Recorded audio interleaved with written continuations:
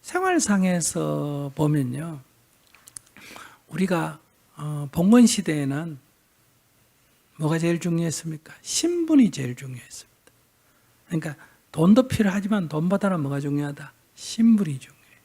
귀족이다, 양반이다, 왕이다. 신분이 중요했고 신분이 세습이 됐어요.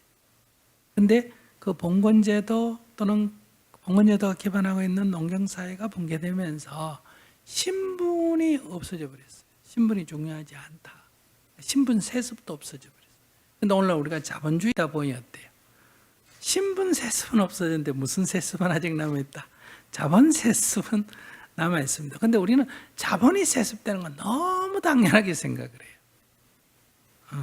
근데 신분 세습을 봉건 시대에서 너무 당연하게 생각했는데 신분 세습이 우리가 평등의 관점에서 보면 옳지 않듯이 자본 세습도 옳다고 말할 수가 사실은 없습니다. 우리가 이 시대에 사니까 그런 거지.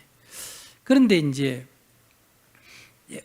비대면으로 우리가 대부분 다 접촉을 한다 그러면 내가 고급 향수를 바른 게 무슨 소용이 있습니까?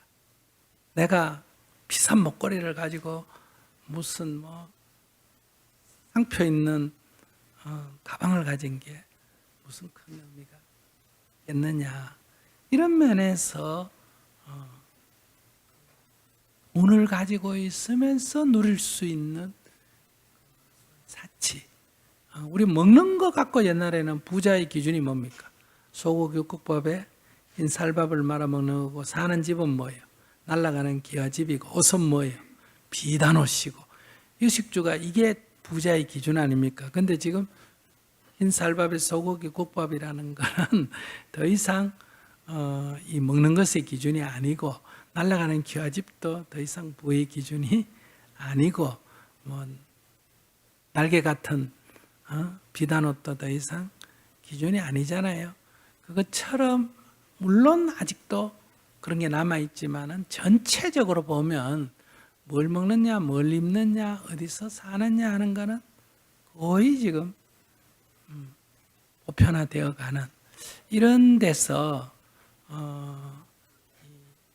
지위라든지 부라가 우리의 삶의 중요한 가치였는데 이게 과연 중요한 가치로 계속 자리매김할까? 이제 사람들에게 묻겠죠. 네 돈을 가지고 괴롭게 살래? 돈은 적지만은 너 행복하게 살래? 너 지위는 높지만은 국회의원 하면서 너 밤잠도 못 자고 괴롭게 살래? 너 그냥 농사 지으면서 편안하게 살래? 이런 문제가 제기가 된다. 왜냐하면 농사 짓고 산다고 밥을 못 먹는 것도 아니고 옷도 못 입는 것도 아니고 집이 없는 것도 아니라는 거예요. 그래서 점점 사람들의 중요한 가치는 저는 마음의 여유와 행복, 자유로움 이런 쪽으로 점점 바뀌어갈 가능성이 있다. 그러니까 이거는 돈이 없어야 된다가 아니라 돈이 있고 없고가 핵심 가치가 아니고 기준이 행복하냐 안 하냐가 더 중요한 가치가 된다. 돈이 있어도 행복할 수 있고 돈 없어도 행복할 수 있고 그러니까 돈 있어도 불행할 수 있고 돈 없어도 불행할 수가 있는데 여기서 돈이 기준이 아니라 행복이 더 기준이 되는 사회로 바뀌어갈 가능성이 있다. 이렇게 되면 돈을 위해서 출세를 위해서 기도를 하던 기복은 종교적인 측면에서 보면 점점 수요가 줄어들고 행복으로 갈 수 있는 이 마음공부라 그럴까 영성의 개발이라 그럴까 이런 부분은 어때요? 갈수록 점점 수요가 커질 수밖에 없다. 그래서 저는 늘 얘기합니다. 제가 하는 일은 시간이 흐르면 잘 될 수밖에 없다. 이거는 시대의 흐름이 이게 그 줄에 문명의 흐름에 써 있기 때문에 지금은 왜서해도 시간이 지나면 커질 수밖에 없는 거다. 큰 게 좋다는 게 아니라 이런 이제 변화가 오게 된다. 그래서 저는 벌써 어떻게 전환했느냐? 바깥에 있는 법당, 절, 이게 필요 없는 시대가 오겠다. 그래서 이미 내법당 갖기, 1인 법당 갖기 운동을 시작을 했습니다. 다 자기 방에다가 법당을 마련하는 거예요. 그러니까 방 따로 놔놓고 방을 하나 또 만들어가 법당 만들자는 게 아니라 자기 자는 방을 딱 해가 아침에 딱 일어나면 스마트폰을 켜든지 컴퓨터를 탁 켜면 불상이 탁 나오고, 예를 들면 거기서 기도를 딱 방석 깔고 기도를 하면 기도를 할 수 있게 딱 틀면 법문이 나오고, 명상할 때도 딱 명상을 할 수 있고, 그러니까 더 이상 절에 갈 이유가 없고 자기 방에서 거기서 기도도 하고 거기서 법문도 듣고 거기서 불교 공부도 하고 뭐 필요하면 거기서 명상도 하고 이렇게 해나가면 된다. 그걸 보내는 나도 큰 건물이 필요가 없고 조그마한 방 하나만 있으면 어때요? 거기서 해주면 된다. 이제 중요한 거는 이제 콘텐츠예요. 이 콘텐츠 내용이 얼마나 경쟁력이 있느냐, 이제 이런 문제로 삶이 바뀌어 나갈 가능성이 있지 않을까. 그러나 이것이 1년 만에, 2년 만에, 10년 만에 이렇게 갑자기 바뀌지는 않을 겁니다. 코로나가 잠잠하면 또 돌아가고 또 발생하면 또 주의를 오고. 그러나 이제 전문가들 예측은 코로나 문제는 마치 우리가 여름마다 오듯이, 태풍 오듯이 이제 매년 찾아오거나 2, 3년마다 찾아오는 우리의 삶의 일상적 손님이 될 가능성이 높다. 치료약을 개발해 이걸 막으면 또 저게 나오고, 이제 이렇게 되니까 이것이 우리의 삶의 일부로 들여져야 되는데, 이게 약이 개발 때도 뭐가 일어난다? 변이가 일어나서 또 나오고 변이가 일어나서 또 나타나고, 이럴 가능성이 매우 없지 않느냐. 근데 저는 이것을 인류의 재앙이다 이렇게 보지는 않습니다. 왜? 인류는 먹는 문제, 입는 문제, 자는 문제 때문에 고통을 겪었잖아요. 외부에서 오는 사나운 짐승의 공격, 이런 문제들을 다 극복을 했단 말이에요. 그러다가 뭘 극복을 못했다? 전염병 극복을 못했잖아, 그죠? 그래서 흑사병이라는 엄청난 인류 유럽의 3분의 1이 죽는 일이 벌어졌는데, 그러면서 뭐를 발견했다? 페니실린을 발견했지 않습니까? 그러니까 이제 세균성까지는 다 막아냈어요. 그러면 이제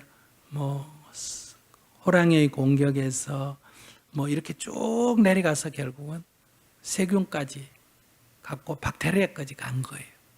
그러니까 그 밑에 이제 생명인지 무생명인지 중간 단계에 있는 어디 왔다? 바이러스에 왔으니까 우리가 바이러스로 인해서 병을 앓게 되는 거는 우리가 크게 죄를 지어가 이런 게 아니고, 다른 건 다 뭐했다? 그게 더 앞에는 앞섰잖아요. 지금 바이러스보다 콜레라가 더 급하고 장티푸스가 더 급했지 않습니까? 근데 그건 이제 다 막았다는 거예요. 다 막다 보니 이제 그 수명이 길어지고 그러면서 이제 이 부분이 나타났거든요. 그럼 이걸 막으면 그럼 끝나겠냐? 아니겠죠. 그러면 이거 있을 때는 문제 안 삼았던 다른 게 어때요? 또 나타나겠죠. 그러면 인류는 또 그걸 극복해 나가고 이러는데, 이러면서 이제 인간은 좀 반성을 해야 된다. 즉, 그 초기 문명이 일어날 때 인구가 급격하게 늘어나고 가축이 급격하게 늘어나고 농경이 늘어나면서 초원을 파괴해서 문명이 파괴되듯이, 오늘날 우리는 우리가 사는 지구의 환경을 파괴함으로 해서 이 환경, 이 기후 환경에 적응된 우리가 기후 변화가 일어나면 살기가 어려워진다는 거예요. 그러면 이제 여기에 적응된 생물들은 도태를 할 거고, 이제 새로운 변종, 인간 중에도 변종이 일어날지 모르겠죠. 변종이 일어나서 그 변화된 환경에 유리한 그런 종이 이제 또 번성해 나가겠죠. 그런데 지금도 변이는 계속 일어납니다. 그런데 기존의 종이 우승이에요. 기존의 종이 이 기후의 우승이고, 변종은 일어났다가 어때요? 변이가 일어났다가 사라지고 일어났다가 사라지는데, 기후가 딱 바뀌어버리면 어떠냐? 변종이 이제 더 환경 적응에 좋다 하면 이제 소위 말하면 진화가 일어난다. 이렇게 변이만 일어난다고 진화가 일어나는 건 아니거든요. 이제 이런 사회적인 변화가 올 가능성이 있다.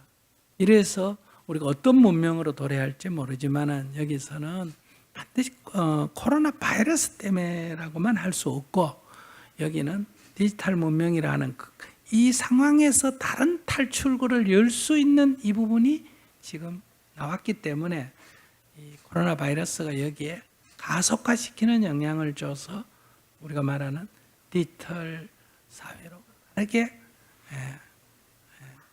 더 급속하게 변화해 갈 수가 가는 거 아닌가 이렇게 볼 수 있습니다. 그런데 물론 우리가 서신을 통해가 연락하는 거하고 편지 통해서 연락하는 거하고는 전달 효과가 좀 다르잖아요. 그죠? 직접 강의 듣는 거하고 책 보는 거하고 다르지 않습니까? 그래도 직접 강의 듣고 하는 거는 제한됐고 서신이나 책은 확산 속도가 높지 않습니까? 그런데 이제 이 영상이 이게 이제 디지털은 이게 동시적이지 않습니까? 동시적인 것도 있고 이게 직접 대면보다는 약해도 책보다는 훨씬 더 이 소통 효과가 늘어나지 않습니까? 그 소통 효과도 높고 속도도 훨씬 빠르고 정보의 양도 많기 때문에 이것은 변화를 가져올 수밖에 없겠다. 이런 데서 우리가 무조건 사회가 다 글로 간다. 문자가 나왔다고 다 그러면 글로만 했냐? 아니에요. 문자가 갖는 영역이 있고 이제 직접 대면의 영역이 있듯이 이 직접 대면의 영역이 좀 줄어든다 이렇게 말할 수 있지 없어질 수는 없는 거죠. 이런 데서 이제 직접 대면을 해서 살아온 삶의 여러 방식이나 산업은 축소되고 간접 대면을 통해서 하는 것 양이 늘어난다. 이런 위치에서 우리가 삶의 변화를 예측해 볼 수 있겠다. 그러나 이제 철학적으로 본다면 결국은 이 세계가 이제 우리가 모두 생각하는 뭐 여러분들 죽어가 윤회한다, 죽어가 천당 간다, 어쩐다 저쩐다 하는 모든 영혼이 있다, 어쩌다 하는 거는 결국 개별 존재마다 어때요? 고유한 자기 특성이 있다. 즉 이 세계를 개별 존재의 집합이라고 보는 세계관입니다. 이게 삼라만상이거든요. 그런데 오늘날 과학이 발달하고 여러가 발달하면서 이 세상에 사람과 사람뿐만 아니라 사람과 자연, 또 생물과 무생물까지도 모든 것들은 연관되어 있다. 이게 이제 불교적으로 말하면 영기적 세계관이다. 영기적 세계관에서 본다면 인간이 자연을 정복한다는 것은 손이 발을 정복하는 것과 같은 거거든요. 그래서 자기 몸에 상체기를 내는 걸로 되돌아올 수밖에 없다. 이런 면에서 우리가 이 승리, 경쟁에서 승리하는 것이 이 개별 존재의 집합에서는 중요한 가치관이지만은 영기적인 세계관에서는 조화와 균형이 어때요? 가장 중요한 가치관이 된다. 이제 이런 측면에서도 우리가 어떤 세계관의 변화도 가져와야 한다. 서양의 이런 여러 환경운동이나 여러 활동이 굉장히 실천적으로는 그러니까 뭐 당면한 문제니까 앞서가지만은 이게 철학적으로 뒷받침이 못 되는 거는 이게 개별 존재의 집합이라는 세계관을 갖고 있어서 그렇습니다. 그래서 개별 존재의 집합으로 보기 때문에 자연에서는 어떻게 보느냐, 약육 강식, 적자 생존 이런 관점에서 보고 인간 사회는 어떻게 보느냐 하면 홉스가 말하는 만인에 대한 만인의 투쟁 이런 관점에서 바라보고 있거든요. 이게 다 개별 존재의 집합이라고 하는 세계관의 뿌리 근본을 두고 있다는 거예요. 근데 오늘날 물질 세계나 생명까지도 우리가 다 유전자도 그렇고 관계 맺음이잖아요. 우리가 이 원자 분자로 들어가도 다 관계 매점이고 인간 사회도 마찬가지예요. 이런 영기적 세계관의 관점에서 본다면 이 5개의 손가락이 별개라면 하나의 손가락이 살기 위해서 하나의 손가락을 제거시키는 게 승리일지 모르지만은 이것이 한 손에 연관되어 있다는 측면에서 볼 때는 이것은 자기 파괴에 해당이 된다. 그래서 오늘날 우리가 이 세계관의 변화가 와야 이 자연과의 조화, 이웃 나라와의 또는 이웃 사회와 이웃 사람 이 관계, 이 모든 것에 의한 어떤 철학적인 해결을 어떤 찾아낼 수가 있다. 이런 말씀을 드리면서요.